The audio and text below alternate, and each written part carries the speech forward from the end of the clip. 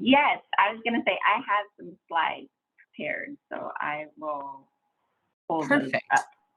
I will stop screen sharing. There you go. And I will screen share. And I will start at the beginning. So I have it in this mode so I can take notes. And I don't know why I can't collapse this ribbon. Anyway, doesn't matter. We are recording for you too, Alex. Perfect. So what my focus on has been in the last several years in my work with hospitals is around opioid stewardship, meaning how can we support hospitals being a touchstone in a patient's journey to recovery, and also preventing new opioid starts, meaning how do we prevent opioid misuse in the first place. And part of that journey in our work with hospitals is addressing stigma, which we all have. We have stigma towards people who we think are addicts, and we have feelings of like, oh, you shouldn't do that, or it's bad for you and you're just a weak person for misusing substances. There's all kind of feelings that we have, whether we're a patient or whether we're a provider. I think there's a lot of research out there that shows providers even have their own stigma, which prevents the care or inhibits the care that they're able to provide to that patient. And what that could look like means like, oh, if I give that individual naloxone, which is what we call an opioid reversal drug, I'm enabling them to misuse opioids. Or while I support the idea of treatment, I don't want that treatment in my backyard, or I don't want a clinic in my backyard. So there's a lot of feelings that come around substance misuse. And there's very much a shift that we want to make in the healthcare setting to be more open to the journey and to recovery, and really supporting patients and their families to be their whole best selves. And that philosophy is kind of embedded in what we call harm reduction. Okay, I'm going to kind of suffer through this. This is a bit of a philosophy, and so my ultimate goal is how do we move this philosophy, this feeling, into action for our patients and families. And so what harm reduction is a set of practical strategies and ideas aimed at reducing the negative consequences associated with drug use. And harm reduction is all about this idea of social justice and belief in really meeting people where they're at. And so for many of the hospitals that I work with, we kind of jump to the operations. Okay, we got harm reduction, we're all over it. We're offering naloxone kits, which are kits that people can access for free to reduce, reverse an overdose. There are safe injection kits that may include syringes. It might be a safe disposal site for unneeded or used opioids and other medications, and they can include things like fentanyl test strips by which people can test their medications to see, or drugs, illicit or not, if it has fentanyl in them, because that's been a huge source of opioid-related deaths in our communities. So that's where hospitals jump. It's like, what can we give patients? And we're sort of missing this connection element, I feel like, between our providers and hospitals and our patients. Well, how can we not just give them things, but how can we create this culture of harm reduction? And when hospitals asked me that question, I kind of scratched my head a bit because I needed to think on it. But we do have some good examples of what it could look like and it can feel like. And what I hope this will stir up for you is what this could look like for patients in our hospitals, just based on your own experience. So I thought this was really, really powerful. So this is a quote from a provider who said they had a patient who did IV drug use every day of her life, but she also had HIV. And he says, you know what, I'm not going to stop you from taking from your drug use, since that's not where you are. But but if you're going to take IV drugs a couple of times a day on a standard schedule, can you also maybe think about taking your medications for HIV in the morning as well? And wow, that seems to stick for her. And she remembered to take her medications, and she has undetectable levels of HIV to this day. And what was really interesting is that the parent of this person was astonished. Like, how could you accept her for doing IV drugs? And the provider's like, well, not gonna, like, this is who she is. This is her life, but what can we do to help her live the longest, healthiest life as possible? So I thought that was really a moving quote. And this one I thought was also really interesting. It's about another provider. So there was a patient who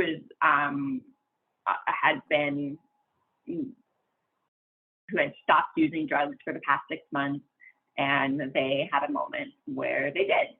And they came in feeling like, oh, I fell off the wagon and I'm such a terrible person. And this provider thought, well, wait, let's take a step back.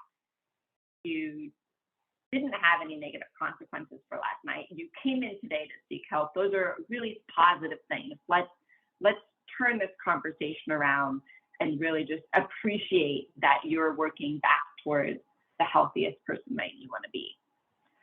And I thought those were really great, excellent examples of what harm reduction could look like. And beyond that, we have a set of principles, of which none of you really need to know about, because I kind of think you get the gist of what harm reduction can be. And so it follows these 6 principles, and I'm happy to go into them, but it's really about making people feel human. We care and respect for our patients as individuals. They have a right to do any kind of behavior, harmful or not, and that none of us are perfect, right? We are human and we make mistakes, and we need to be supportive of that journey, and that people often will come to where they want to go next on their own. It's much dictating to someone to take these medications on the same schedule. It doesn't always work. And I think we even see that in things like heart medications. People don't like taking water pills, for an example, because it makes them have to go to the bathroom all the time, which I can relate. That's not a non-compliant patient. It's just we're not necessarily meeting that patient where they are. So I know I talked a lot, but I'm really trying to figure out how we can help our hospitals understand and articulate and show our patients and families that they have embraced a culture of harm reduction. So that's really kind of where I wanted to listen to you, and please let me know if there's any more context that I can provide. So it's a hard topic. I hope I did it justice. Are you asking us how we can communicate with hospitals on how they can be more effective in communicating harm reduction? Okay. Yes, exactly. So it could be a 2-part question. It's like, based on your own experience, what does harm reduction mean to you? How would that show up for you? And then 2 is what would you tell providers and staff? What would be your direction to hospitals? Go ahead, Glenn. I'm just thinking of something. I'm on the PFAC at UCLA, and to answer the second question, what can providers and staff do to promote harm reduction? You've already kind of accomplished it with the way you just communicated to us through the stories that you just told. So at UCLA, we actually started this storytelling program, which are first-person accounts that we communicate to the caregivers at UCLA to help them when they communicate with patients. So what I would do, and one of the ways is no one wants to sit through a PowerPoint presentation, but you already have the stories there. You can have the stories as, incorporated into the onboarding process for providers at hospitals or something as part of their training, and let them hear personal stories because they're much more impactful, and then tell them that they can enable the way they treat patients by, the examples that they heard with these stories, because that seems to be, that works for us at UCLA.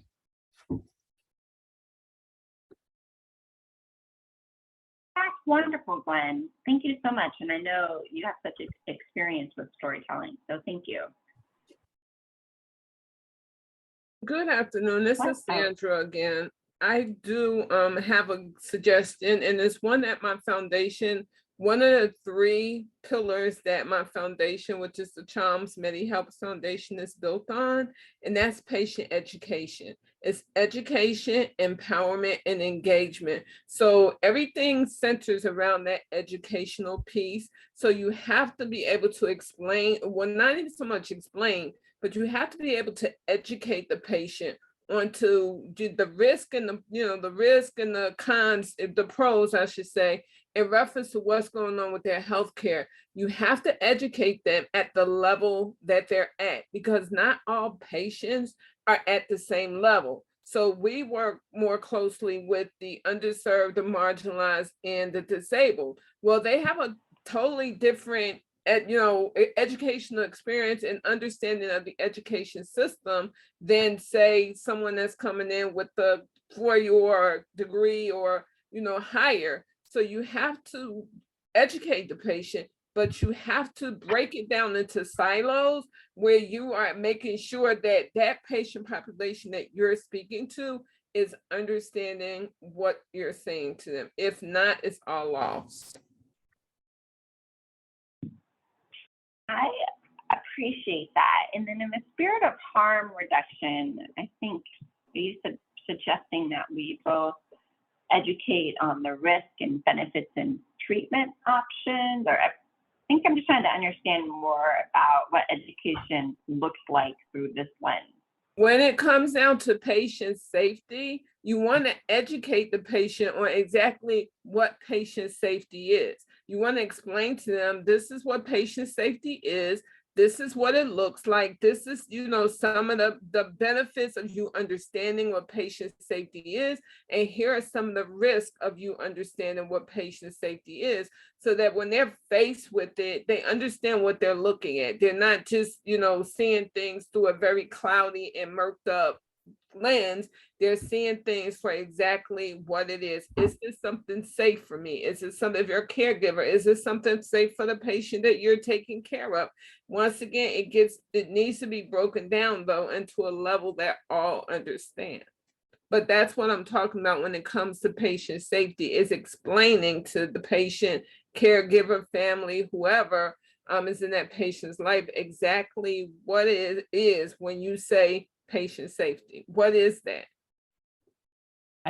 I see, I'm just going to jump in here really quick, Alex. I see Nikki is clapping in support of that. So I guess to me, to summarize what I hear from Sandra is, it's really about empowerment, that education is knowledge, teaching is knowledge. And so harm reduction is connected then to patient empowerment.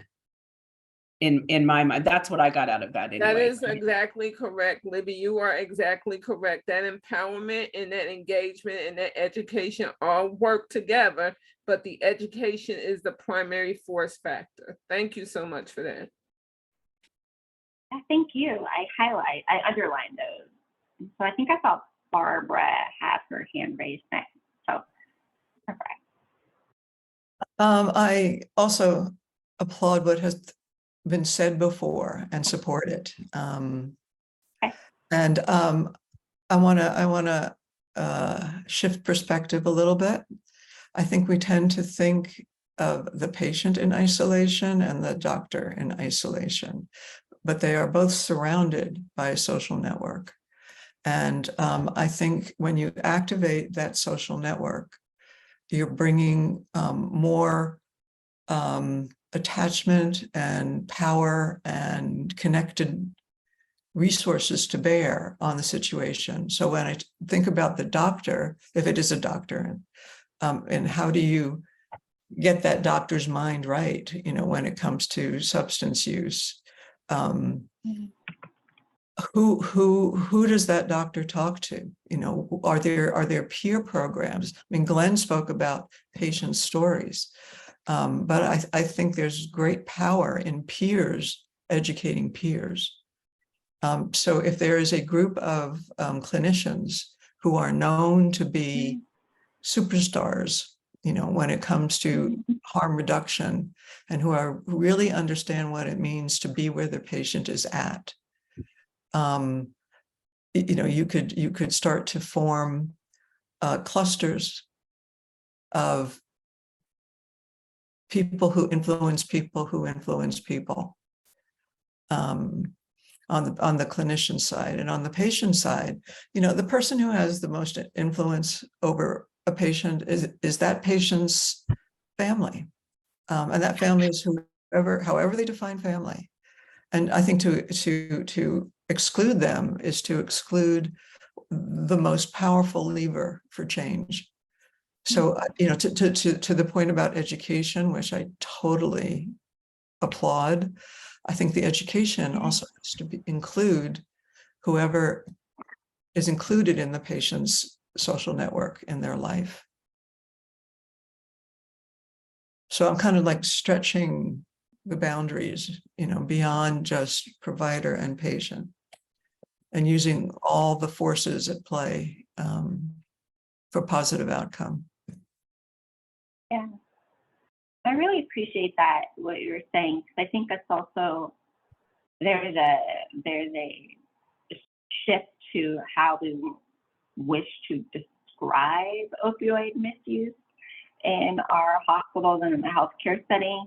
And so, for example, I'm very intentional that I'm trying to say opioid misuse, because my fallback is I want to say addiction or an addict or clean, dirty. Those are all very negative terms. And so I think the more that we can, even in that context, create the network by which we're changing the way we describe substance use disorder, or we're changing our framework, I think it does require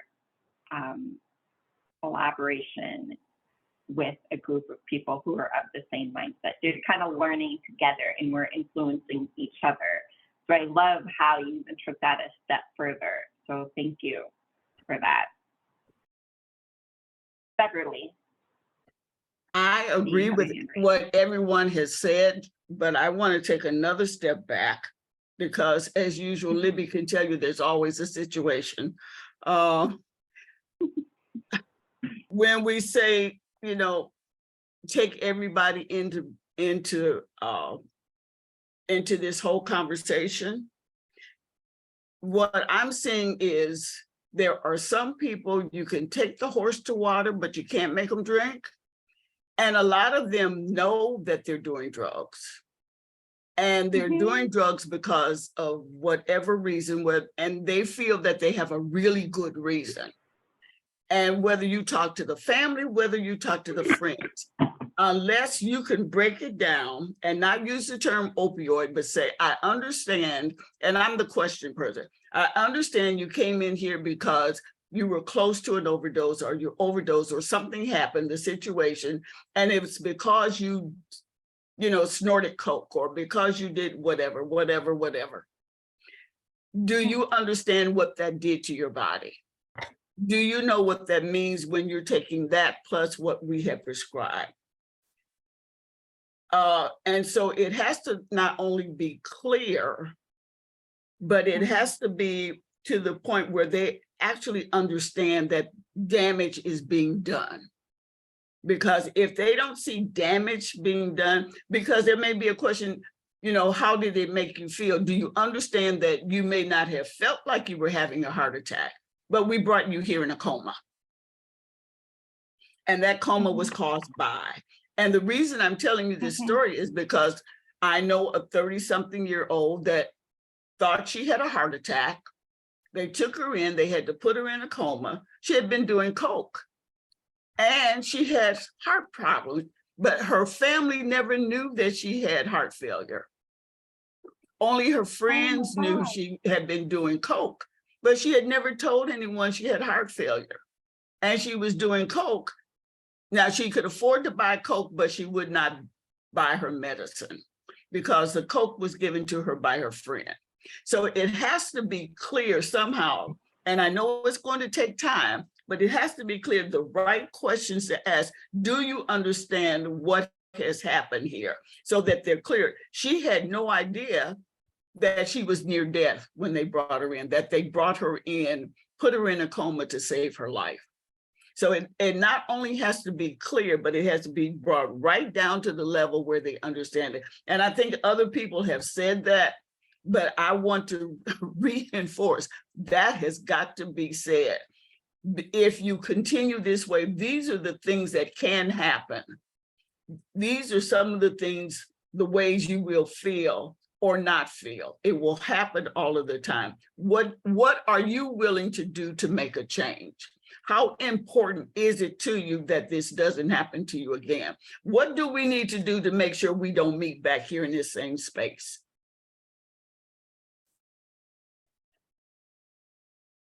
Oh, Beverly, I think that's really powerful because what you're hitting on is this, what I'm hearing, perhaps maybe I should say that, I'm hearing that it's really important to be clear about the impact of misusing drugs, right? Does have a real negative consequence to the body. And when we talk about harm reduction, I won't say, there's a fine line between, I won't say condoning it, but we're also laying out what it is doing, those negative consequences. It's killing you. These drugs are killing you. But we're connecting it to the real moment and then saying, okay, these are the options by which we can help you stay alive or get better. So I really appreciate the honesty, I should say. Maybe it's the honesty in that. And pictures if you have it, because she had no idea that her blood pressure had dropped so low that they had to give her all kinds of IVs. She would, someone take pictures of her in tubes while she's in coma and show her those pictures will make a big difference than just sitting and talking to her. Yeah. I really appreciate you saying that level of honesty in reality. Not Barbara, everybody will need a reality check, but there are quite a few that do. Yeah. Barbara and Libby. Yeah. But Libby, you go first because you haven't spoken yet. Oh, but okay. Well, I'll go for it then. Thank you, Barbara. I was just thinking about everything Beverly just said, and I think to me, then maybe harm reduction means being cognizant of a person's context, of the context within which this occurrence, the scenario that Beverly described, is happening. What I think, they don't just land at the emergency department with this scenario. There's a lot of contextual things that have gone on, and with opioid use disorders, it's so much, that context influences, I think, even to a greater extent than potentially some other medical conditions. So maybe harm reduction is making space for a person's context to come into the encounter with them. I don't know if that made sense. Barbara, you're much more articulate. You go. Along those same lines, I think as a therapist, I used to work with people who misused drugs, and they come with a lot of secret, shame, guilt, anger, fear, loneliness, and And I think to give them a space to speak about that context could be really important. You know, that all falls under the header of how does using narcotics help you? What does it offer you? And let's think about maybe other ways that can help you, that are less harmful. And also in one of your stories, Alex, and I want to underline this, there was a line about supporting person's strengths. You know, they have whatever their strengths are, whether it's the ability to form connections with others, you know, whether it's the ability to get to the hospital when they need to know what's wrong with them. Supporting their strengths is another pathway into context, to use your word, Libby. And the other thing I wanted to say, you were alluding to this, Alex, is language. Language is so powerful. And not only does it have influence on the listener, but the person who's using that language is conveying an attitude. So I'll tell a quick story. I'm on a PFAC at CPMC in San Francisco, and we had emergency room people come. They wanted, this is their language, people, overusers of the emergency room. You know, what are some ideas we might have for reducing overuse of the emergency room? And the people who were overusers were people who were unhoused and people who had substance overuse disorders. And they were the people who they wanted to get rid of, quite honestly. How do we get these people out of our emergency room? And they kept calling them overusers. And one of the things that I said was, what if we put a different frame on this? And instead of thinking them as overusers, you know, sort of abusing the system, what if we thought of them as underserved? These are people who are underserved. And not that the hospital is underserving them, but in their life, they are underserved. And they come here because of that, not because they're overusers, but because they're underserved. And they started adopting that language. I don't know what the impact was. I don't have the end of the story. I was gonna ask you, how did people respond? And that I don't know, but I know that the people who changed, that just changing that one word changed their thinking, their feeling, and their behavior. Yeah, that's really interesting. Tara?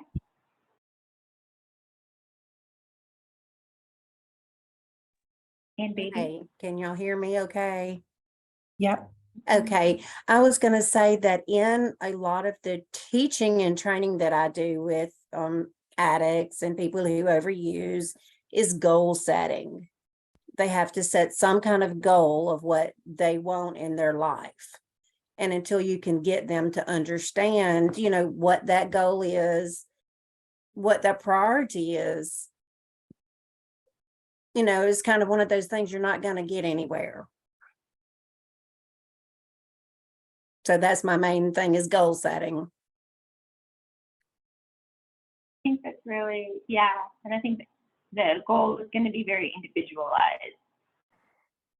I would imagine that can be hard for care team in some ways. Beverly. I like the idea of goal setting, and I just happened to remember last week I was talking to someone, we were talking about setting goals and how to identify them. And most people who have goals don't realize all of the activity and tasks that go with them. So if we're going to do goal setting, make sure that there's a list, that they know it takes work to get to the goal. And I think that's where a lot of people fail. They will have the goal and think it will happen overnight, like it does in the movies. It does not happen overnight. Everybody has a challenge. Everybody has a mountain and a valley and a river to cross to get to that goal. So all of the goals will definitely need tasks. And those of us who have been on here know that what that looks like, and we know it's true, but I'm not sure that, if they're depressed or despondent or whatever, Barbara has a list of folks and whatever's happened. If they're not willing to take on the activities to get to the goal, you're going to have another challenge. Yeah, I hear it, and I think it's acknowledging those incremental steps, and then I'll take it a step further. I think it's important to celebrate those incremental steps that you get to the goal, however small that they may be. Wow, this is really helpful, and I think this helps to put into context what harm reduction means. And it means way more than my emergency department gives out naloxone kits. So this is super helpful.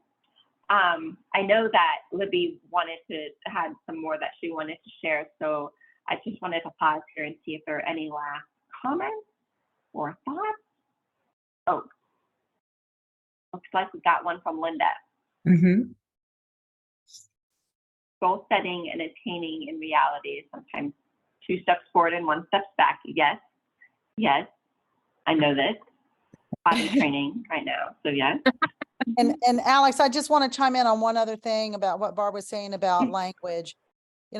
I've been in so many different conversations with families who speak about that whole, the medical model jargon and language that is used about our loved ones. And the one that I hate the most is the word burden, because the label burden is put on my child with a disability versus moving that term over to the burden that all of those systems put on families such as ours with loved ones with complex care. And so that one language element is one I'm constantly battling against.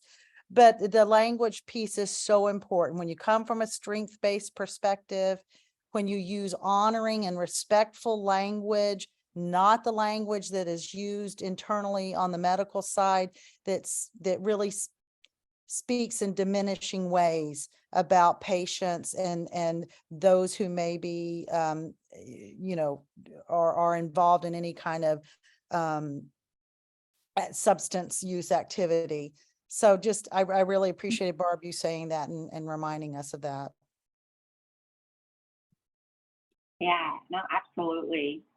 Thank you. I so appreciate that. And I think that's kind of leads into what Barbara was asking, like, how are you going to use these ideas?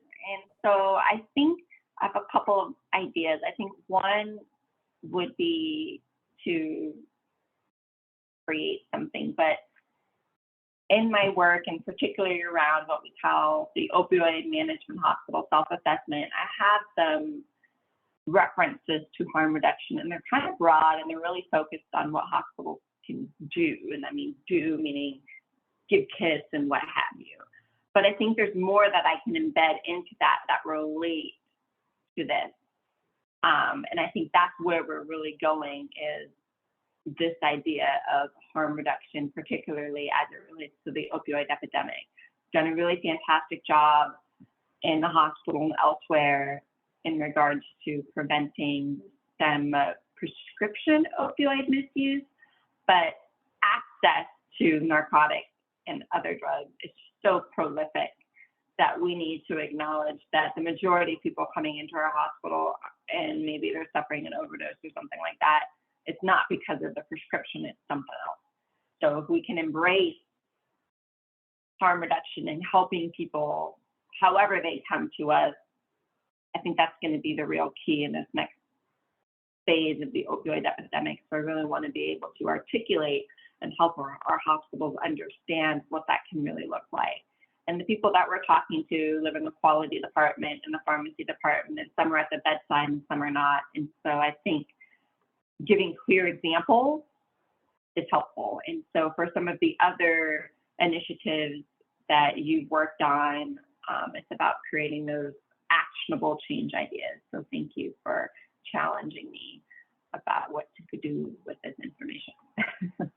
And I think that's, also something that takes some time, like you to sit with what you've heard today and identify those avenues for where this information needs to go. But I love the way that you're thinking about embedding what you've heard today more intentionally into the assessment. That's awesome. Yeah, thank you. Right. Well, thank you, Alex, for joining us, and you're welcome to stay on. I know you're also involved with this this project as well. But can you? And am I sharing screen? Yes. Oh, bonus! I did it on the first try, Beverly. All right. So we had chatted about the Illinois Hospital Association opportunity, and I think they are being really innovative with this project and this program. It's really neither a project or a program. It's a listening session. You guys have all done listening sessions where, you're asked questions and people want to understand more of the breadth of the problem, so for the way that we organize listening sessions, the listening session is understanding the breadth of an issue, where a focus group is understanding the depth of an issue. And so this, I think, is just brilliant. They're bringing together hospital staff and long-term care staff into a listening session together to really explore how can those two entities work in better collaboration to reduce the number of readmissions patients and families experience. And so I was really excited about this idea and this concept, and they've already gotten some good traction. They've got a number of registrants from both the hospital space and the skilled nursing space or long-term care. I'm not always sure I use the right term there, but the long-term space. And so I wanted to bring forward some of the challenges that these two groups have mentioned as being barriers to good discharges and resulting in readmissions. And so I wanted to just bring those challenges here and see what you all had to say about it. So these are the things that hospitals and long-term care facilities are feeling is challenging them in terms of reducing readmissions. Does that make sense? I hope so. I am presenting with a fever today, so I apologize if I'm sounding a little wonky. All right. So here's some of the challenges that we heard. Reducing readmissions rate, that I don't know who that's not a challenge for. That challenges patients, that challenges family caregivers, that challenges hospitals, it challenges clinicians, primary care. Everybody's in on that one. I noted the number of times communication was mentioned as a challenge. And I think that's really something that we might be able to have some thoughts around. How do we participate in the communication that happens about us across these two settings? Sharing data, which to me is another form of communication.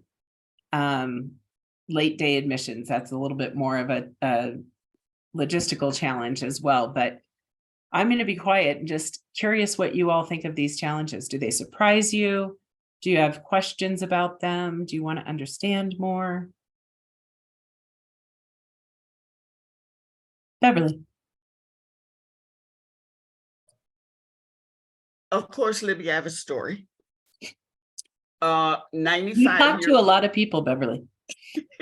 Well, remember, I also live in independent senior community, and there are at least 80 to 90 of us. And I would think maybe 20 to 30% of these seniors who can lap me on a walk, on a rollator, are over 75 years old.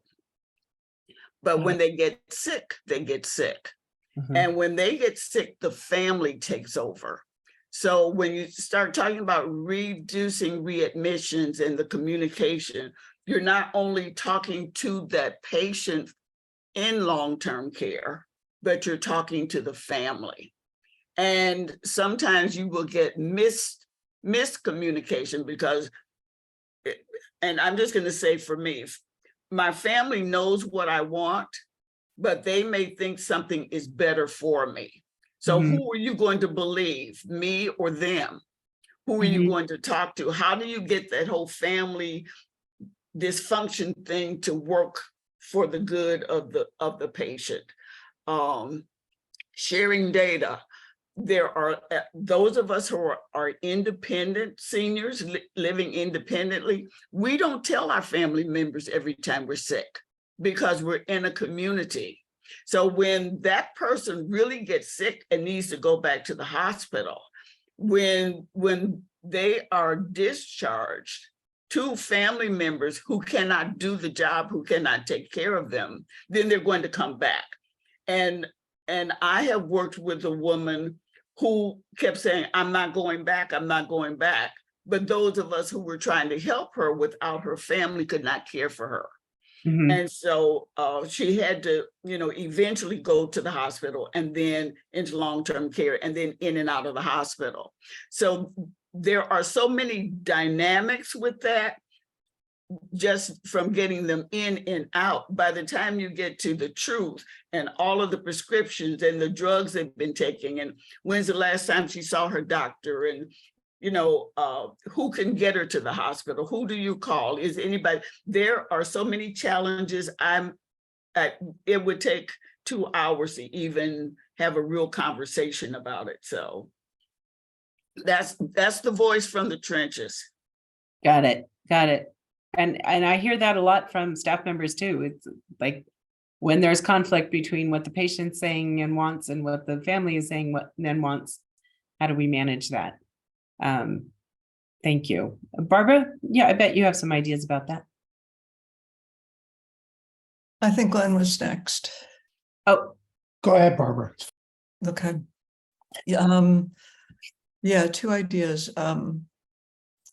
We did a long-term consulting engagement with the state of Vermont on creating a statewide integrated healthcare system that included, acute, post-acute, long-term care, home care. And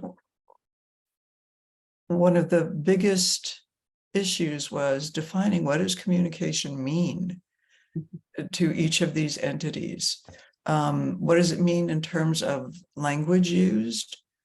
When a hospital says emergency, that's very different than when a home health care aide says emergency.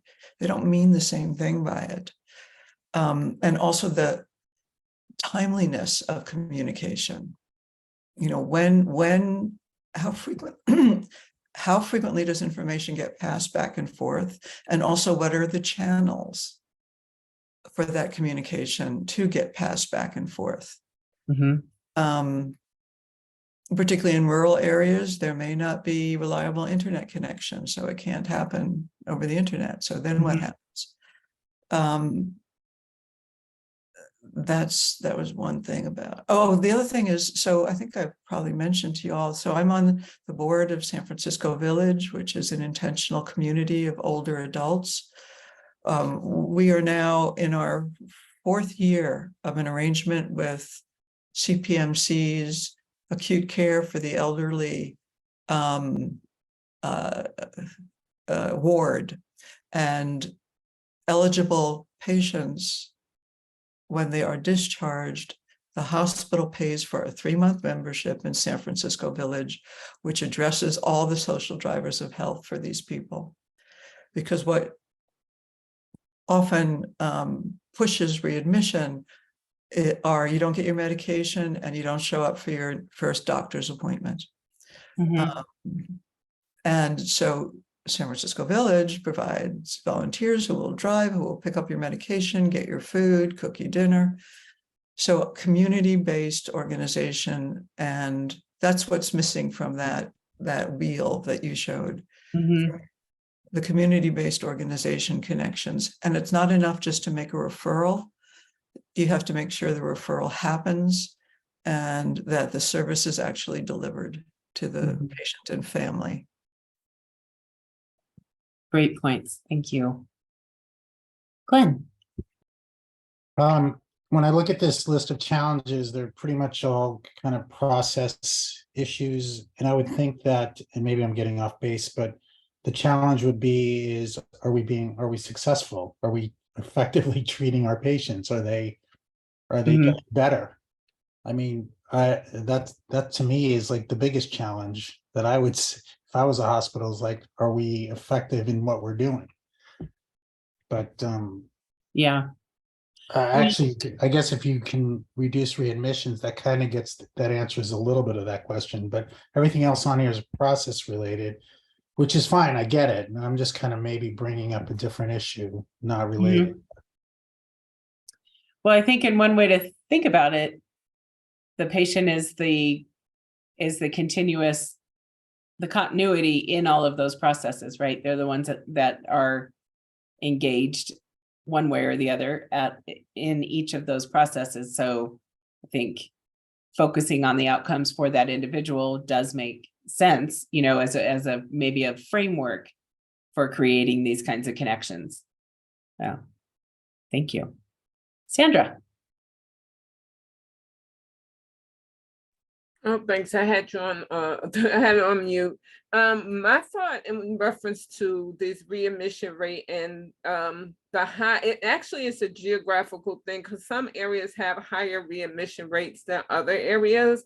But overall, what I think needs to happen is that the process of discharge planning really needs to be looked at and studied, because now when you're rushed in and out of the hospital, a lot of times when these patients are being discharged, they're given a sheet of paper and they're told, follow this.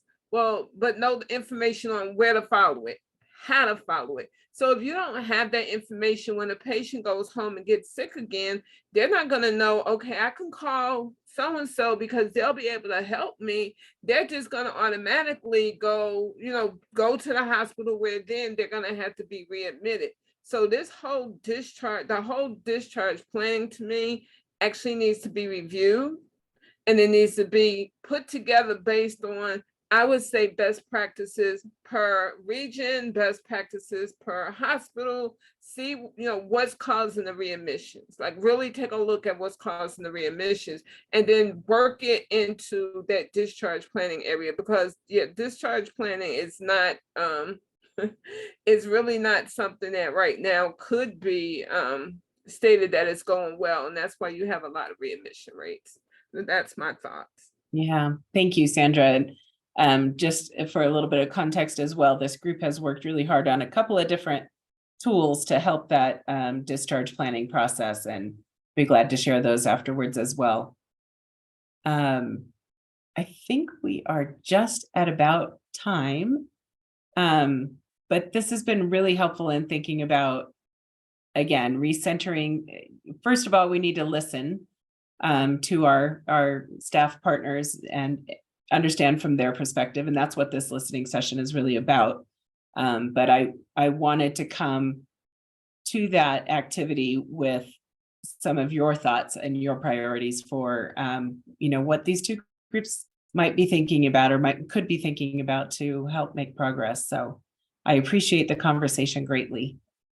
And as anticipated, we did run out of time for the next, the sepsis, to review the sepsis again. So I will send that out and follow up. And I'll also send you Rhonda's notes where she says, this is what I heard and this is what we did because of it, because I think that's really important. So I'll forward that to all of you following this call. But yeah, as always, it's a great conversation. And, I think what's even more impactful is that all of these conversations, you heard Alex talk about how it's going to influence the work that she's doing and others. So I really appreciate it. Sal, did you have a question? No, I just, it's a learning experience for me, since I belong to the local, what do you call it? Patient family. Yep, advisory council. Yes, and so that's one reason. Another reason, I'm an old man, and a lot of stuff about long-term care is being, bantered around, family, friends, and that kind of thing. And so I'm on a roller coaster ride, and I said, I'm going that ride is going in one direction. So the more I learn about this for me, the more informed I am, da da da da. And I got that from my mother because she has tons of questions to doctors and places. You know, Wow, that's great. being proactive, kind of thing. And I appreciate the Excellent. challenge. Some people who are dealing with patients who are challenged. They may Mhm. they may receive the information, but how do they retain it? Yeah, That's a toughie. it is a So, toughie. I think that was a little bit what we heard from Sandra about just, making the information understandable and digestible. uh-huh. Awesome. Well, I'm very glad you joined us today. I hope you'll continue to do so. Okay, sounds good. All right. Have a good afternoon, everybody. Okay, take care. Bye. Bye.